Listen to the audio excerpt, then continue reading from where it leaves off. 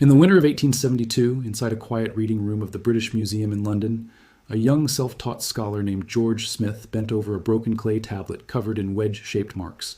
He had spent years teaching himself to read this dead script, working alone among thousands of fragments pulled from the ruins of a burned palace in Nineveh. That afternoon, as he pieced together the lines, a story emerged that made his hands shake.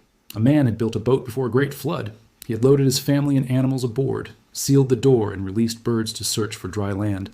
According to the story, later told about that moment, Smith leapt up from his desk in such shock that he began tearing off his clothes right there in the museum. He was staring at a flood story older than the Bible, and it matched the biblical account almost line for line. What Smith did not yet fully grasp was that he had stumbled onto the remains of a civilization that predated almost everything he thought he knew about the ancient world, a people who had vanished so completely that their name had been erased from human memory for over 2,000 years, their cities buried under the same dust that now covered his own broken tablet. That people were the Sumerians, and the story of their sudden arrival, their extraordinary achievements, and their quiet disappearance remains one of the strangest unsolved mysteries in all of history. The Sumerians seemed to burst into the historical record almost overnight, as if someone had switched on a light in a dark room. One era there were simple farmers living in reed huts on the marshy banks of two rivers, with no writing and no cities. The next era, brick temples rise from the mud, scribal schools are training children in complex signs, and officials are keeping meticulous records of grain, livestock, and labor. Between these two pictures, there is almost no gradual, comfortable transition, and that abruptness is the first great puzzle of Sumer. We are talking about the flat plain in the south of modern-day Iraq, the land between the Tigris and Euphrates rivers. Greek writers, centuries later, called this region Mesopotamia, a word that literally means the land between two rivers. Around 4,000 years before our era, and by some estimates even earlier, the first known urban civilization on Earth took shape here. Not a village, not a scattered tribe, but genuine cities, protected by walls, organized around temples, and structured by a real division of labor among farmers, craftsmen, priests, and administrators. The most famous of these early cities was Uruk, a settlement so large for its time that it still stuns archaeologists today. Excavators have traced its growth back through layer after layer of the site, a period they now label the Uruk period, running roughly from 4,000 to 3,100 years before our era, during which a scattered farming settlement swelled into the largest city the world had yet seen. At its height, Uruk may have held tens of thousands of residents, an almost unimaginable concentration of people for the 4th millennium before our era. Its walls stretched for nearly 10 kilometers, shielding its inhabitants from raiding armies and wild animals alike. And legend says those massive walls were ordered built by the semi-legendary King Gilgamesh himself. Inside, a busy marketplace hummed with trade, and a towering temple complex rose above the rooftops, visible for miles across the flat plain. Nearby stood other great city-states, Eridu, Lagash, Nippur, and Kish, each with its own patron deity and ruling dynasty. Ancient texts describe Eridu as the very first city, said to have been lowered down from heaven by the will of the gods. Remarkably, archaeologists digging beneath Eridu have actually found layer upon layer of temples, each built directly atop the ruins of an older one, stretching back into extraordinary depths of time. The spiritual center for the entire Sumerian world, however, was Nippur, the sacred home of the chief god Enlil. No king, no matter how powerful his army, was considered truly legitimate until the priesthood of Nippur recognized his rule. It was the Sumerians who apparently invented the single tool without which we can no longer imagine civilization at all: writing.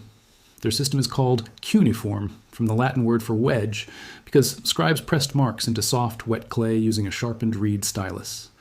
At first, these were simple pictures representing goods, the ordinary bookkeeping of temple estates and city storehouses.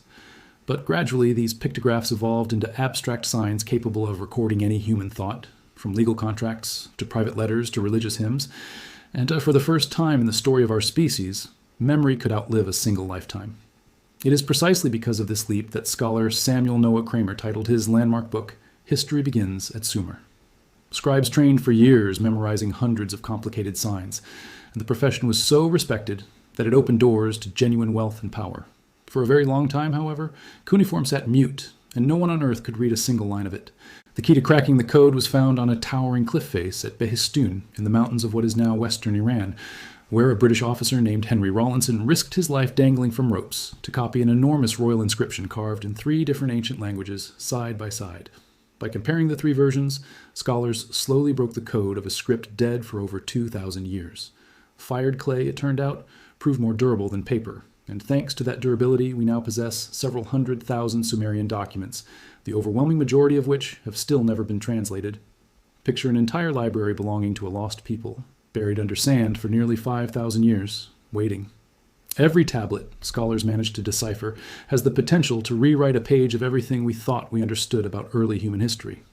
Now we arrive at the central question modern science still cannot answer with any real confidence. Where did these people actually come from before settling on this fertile plain? Here's the strange part. The Sumerian language bears no resemblance to any other known language on Earth.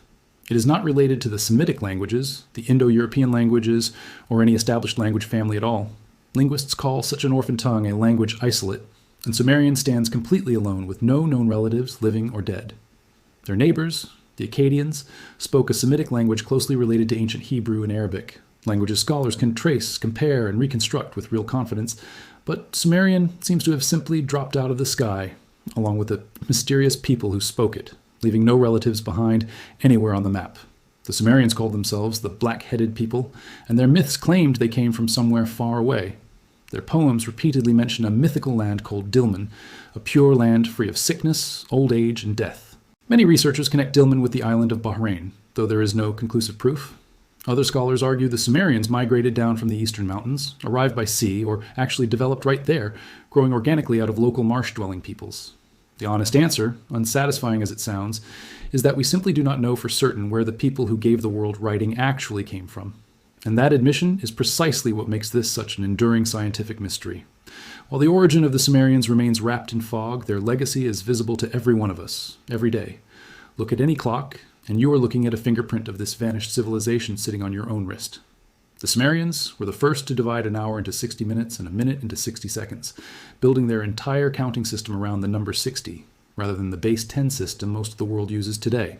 From them, we also inherited the circle divided into exactly 360 degrees, a sexagesimal system so convenient that we have kept using it for roughly 5,000 years. Even our division of the year into 12 lunar months traces back to Sumerian timekeeping.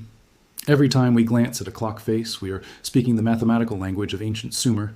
The Sumerians were also among the first anywhere to develop a positional number system, solving complex equations and calculating areas directly on wet clay tablets.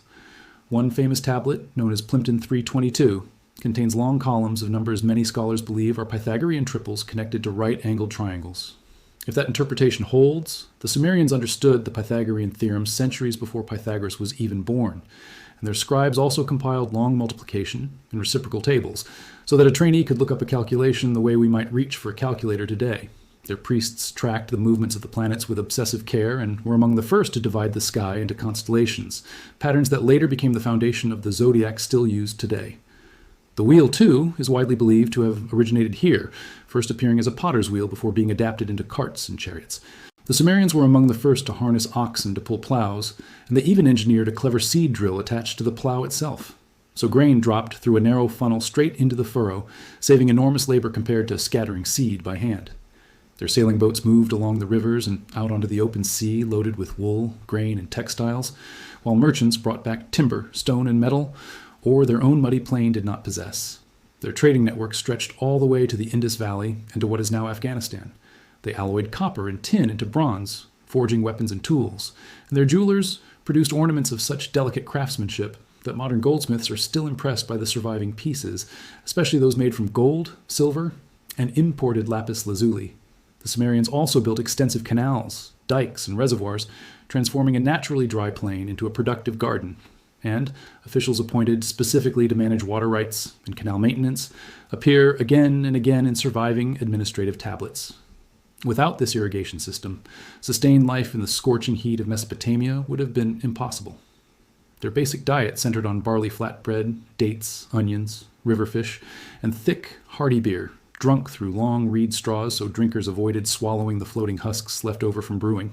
They even worshipped a goddess of beer named Ninkasi, and one surviving hymn to her doubles as an actual working recipe, its brewing instructions cleverly encoded inside poetic verses. In Sumerian cities, the very first schools in recorded history operated, where boys were taught to read, write, and calculate, and they complained constantly about strict teachers and difficult assignments, exactly like school children do today. One surviving tablet preserves a boy's complaint about being punished for sloppy handwriting, and 5,000 years later we suddenly recognize ourselves in that frustrated child. Among the proverbs those same scribes copied down, researchers have even identified what may be the oldest recorded joke in human history. A short, blunt one-liner about a dog walking into a tavern, proof that Sumerian humor has survived far longer than most empires. It was also here that the first named author in recorded history emerged from anonymity, a priestess and poet named Enheduanna, daughter of the conquering king Sargon of Akkad. Her hymns to the goddess Inanna are widely regarded as the oldest known authored poetry in world literature. Before her, every surviving text was anonymous. After her, a human being had signed her name to her own creation, and more than 4,000 years later, that name is spoken again. The Sumerians also left behind some of the earliest medical texts, describing symptoms, treatments, and rules of hygiene long before Greek physicians like Hippocrates ever practiced. Sumerian society was divided into a nobility, free commoners, dependent laborers, and enslaved people with essentially no rights. Yet women could own property, trade independently, and even bring lawsuits before a judge, and even the smallest transactions were recorded on clay, since Sumerian society placed little trust in an unwritten agreement alone. But perhaps the most puzzling piece of the Sumerian legacy is hidden inside their sacred king lists. In the Sumerian King List, a long chronological record of Mesopotamian rulers, the very earliest kings reigned for almost unbelievable lengths of time, thousands or even tens of thousands of years each. One king named Alulim is recorded as ruling for 28,000 years. Historians generally consider these numbers symbolic, yet the sheer scale still puzzles researchers today. Then abruptly the list includes a short, ominous phrase describing a catastrophic flood, after which the reign lengths of subsequent kings drop sharply to far more plausible, human-sized numbers. The Sumerians sincerely believed the gods had once unleashed a devastating flood upon the entire world, a story that sounds strikingly familiar to anyone who has read other ancient sacred texts describing a great deluge. Similar flood traditions appear among wildly different cultures across the ancient world, and many researchers see in this pattern the echo of a genuine historical disaster that once devastated the river valley. Returning to George Smith, and that afternoon in 1872, we now know the flood account he found was embedded within a much larger work, the Epic of Gilgamesh, recovered from the library of the Assyrian king Ashurbanipal in the ruined city of Nineveh. This flood story was only one episode within the larger epic, centered on the king of Uruk, and celebrated as history's first great literary hero. Gilgamesh had a wild companion named Enkidu, created by the gods directly out of clay to be his equal, and together the two heroes killed the fearsome monster Humbaba, guardian of a distant sacred cedar forest. When Enkidu suddenly sickened and died, Gilgamesh felt, for the first time in his life, an icy terror of his own mortality, and that fear drove him to journey to the edge of the known world in a desperate search for eternal life. Along the way he met the flood survivor himself, yet in the end he still lost his quest and returned home empty-handed. The Epic of Gilgamesh is rightly considered the oldest great work of narrative literature in human history, and many story patterns we still recognize today, quests, mortality, floods, lost immortality, were first told right here in ancient Sumer. Interestingly, Gilgamesh appears to have been not only a legendary hero, but very likely also a real historical king, whose name appears in the king list among verifiably historical rulers, and tradition credits him with constructing the mighty walls of Uruk. The city-states of Sumer fought bitter wars over farmland, water, and dominance, and one surviving monument, the Stele of the Vultures, commemorates a victory by Lagash over a rival city, showing soldiers marching directly across the trampled bodies of defeated enemies. In the royal tombs of Ur, excavators discovered a striking object known as the Standard of Ur, a wooden box inlaid with shell, lapis lazuli, and red stone, one panel showing peace and feasting, the other brutal warfare. From these tiny figures, historians have reconstructed how Sumerians dressed, feasted, and fought. Buried alongside these artifacts was a board game, complete with pieces and dice, whose rules researchers have partially reconstructed from a separate tablet. High-status Sumerians were buried with gold ornaments, ceremonial weapons, and finely crafted personal seals. In the tomb of Queen Puabi, archaeologists found an elaborate headdress of pure gold and lapis lazuli, with the bodies of servants who, evidence suggests, accompanied their mistress into the afterlife nearby. Every person of rank carried a cylinder seal that functioned as a personal signature, an early form of document security developed nearly 5,000 years ago, and archaeologists have found thousands of these small carved cylinders, each one carrying a unique scene of gods, animals, or banquet feasts. To appreciate the scale of Sumerian achievement, it helps to compare it with its contemporaries. Around roughly the same period, ancient Egypt was rising in the Nile Valley, building monumental pyramids under a single unified pharaoh, while Sumerians lived in separate city-states that fought constantly rather than uniting under one crown, and Egyptian hieroglyphs appeared somewhat later than Sumerian cuneiform, Far to the east, in the valley of the Indus River, another remarkable culture flourished at almost the same time, centered on the cities of Harappa and Mohenjo-daro with their startlingly regular streets. These three civilizations knew almost nothing of one another, yet developed in a strikingly similar rhythm, as if something awakened human civilization simultaneously at several points on the planet. Some researchers point to a favorable climate and river flooding. Others see a deeper mystery history has not yet explained. Sumerian religion was elaborate and crowded, populated by dozens of powerful gods, spirits, and demons governing every aspect of existence. The chief gods were called the Anunnaki, children of the supreme sky god An, who, according to myth, created humanity out of clay so people could perform hard labor on the god's behalf. Sumerians especially revered Inanna, goddess of both love and war, later adopted by Akkadian and Babylonian cultures under the name Ishtar. At the heart of every city stood a ziggurat, a stepped temple tower rising toward the heavens, and the ziggurat at Ur has survived remarkably well and still impresses visitors with its imposing mass. It was believed that atop such a tower, a god would descend to speak with the city's priesthood. The Sumerians imagined the underworld as a bleak realm without light or comfort, where even the mightiest kings became pale, silent shadows after death. And some scholars suspect the image of the ziggurat itself later influenced the biblical legend of the Tower of Babel. One later Sumerian ruler, Gudea of Lagash, left behind long inscriptions describing a vivid dream in which a god instructed him exactly how to design and build a temple, a rare glimpse into how deeply these rulers believed their cities were built under direct divine supervision. And now we arrive at the final and perhaps saddest mystery of this remarkable people. If the Sumerians were so advanced, why and how did they ultimately vanish so completely? Their end did not arrive in a single night, nor from one sudden catastrophic blow.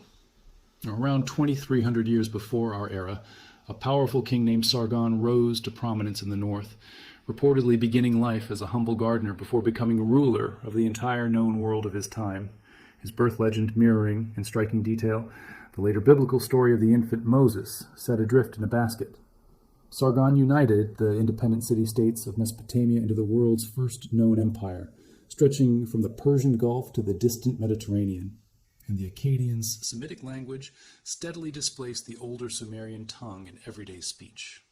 The Sumerians briefly reclaimed power during the third dynasty of Ur, when King Ur-Nammu issued the oldest surviving written law code known to historians, specifying precise fines for injuries and marking a real step away from blood feuds and toward written law. This code predates the far more famous laws of Hammurabi by several centuries, yet this brief revival proved to be the last bright flare of an already fading star. Around 2,000 years before our era, the great city of Ur itself finally fell to invading forces.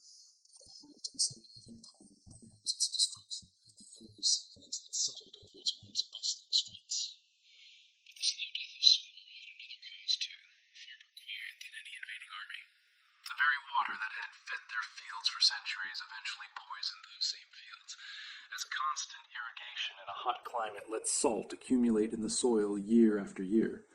The land slowly turned pale and barren, and harvests shrank with each generation. Surviving tablets record how farmers abandoned wheat for barley, a grain more tolerant of salty soil, but eventually even barley failed and the granaries stood empty. Canals silted up with no healthy laborers left to clear them, and chronic famine weakened the cities, making them far more vulnerable to hostile armies.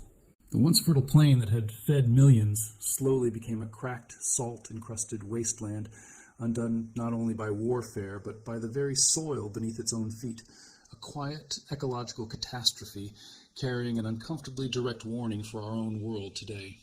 After all of this, the Sumerians gradually dissolved as a distinct people, their bloodline mixing with the Akkadians, Babylonians, and other regional peoples over subsequent centuries. The spoken language died out, yet it survived as the formal language of temples and scholarship for nearly 2,000 years, much as medieval European scholars studied Latin, until even that fell silent, and the name of this once great people vanished from human memory entirely. The world only rediscovered Sumer in the 19th century through scholars decoding cuneiform one sign at a time. In 1922, the British archaeologist Leonard Woolley began his famous excavations at Ur, uncovering royal tombs with gold, weapons, and the remains of dozens of attendants who had accompanied their ruler into a single disturbing mass burial. Digging deeper beneath the city, Woolley found a thick layer of clean river silt, deposited by an immense flood, and believed he had found physical evidence of the very deluge described in Sumerian mythology. In this way, an archaeologist's shovel unexpectedly connected an ancient myth with a real geological catastrophe from the deep past. The fate of Sumer bears a striking resemblance to that of another remarkable civilization far away in the Indus River Valley. The cities of Harappa and Mohenjo-Daro were likewise enormous, clean, meticulously planned settlements with genuine sewage systems, uniform-fired bricks, and standardized weights across a vast trading network. Yet archaeologists have found no palaces or lavish royal tombs among their ruins, unlike Sumer or Egypt. Around 1900 years before our era, these thriving cities were suddenly abandoned entirely, and the sophisticated culture dissolved without clear evidence of war or invasion. Scholars point to prolonged drought, shifting rivers, and collapsing trade. But most frustrating of all, the Indus script remains completely undeciphered to this day, despite decades of attempts using computers and statistical analysis, and thousands of brief inscriptions still stare back at us silently, guarding secrets that may hold the true name of yet another forgotten people. Two great civilizations, Sumerian and Indus, vanished within a broadly similar time frame, leaving remarkably few clear traces, and this raises an unsettling question that still feels uncomfortable today. If civilizations capable of inventing writing in cities could vanish so completely, what in the end will remain of us? Today, museums around the world safeguard tens of thousands of Sumerian clay tablets, and the painstaking work of translating them continues year after year, slowly returning Sumer to life before our eyes. Countless tablets still sit untouched in storerooms and archives across the globe, some never even fully catalogued, and perhaps the single most important Sumerian discovery still awaits some future, patient researcher willing to spend years on a single shelf of broken clay. The story of Sumer teaches us an uncomfortable but important truth about the fundamental nature of civilization itself. Greatness offers no guarantee of eternal survival, because even the greatest civilizations are ultimately mortal, just like the people who build them. The Sumerians gave humanity writing, the wheel, formal schooling, written law codes, and the first recorded maps of the night sky. We still divide our time into their minutes and our circles into their degrees, using their inventions every day without ever suspecting the true, staggering age of these familiar things. A people who gave rise to nearly everything around us ultimately dissolved into sand in the long silence of passing centuries, and all that remains of their great cities today are quiet, windswept mounds scattered across the scorching Iraqi desert. Yet the Sumerians never entirely disappeared, because in a very real sense they are hidden inside every written word we speak. Their cities have long since been buried, but the writing they invented is still, quite literally, writing our history today. Perhaps the truest monument any civilization can leave behind is not stone or gold, but a word that manages to outlive it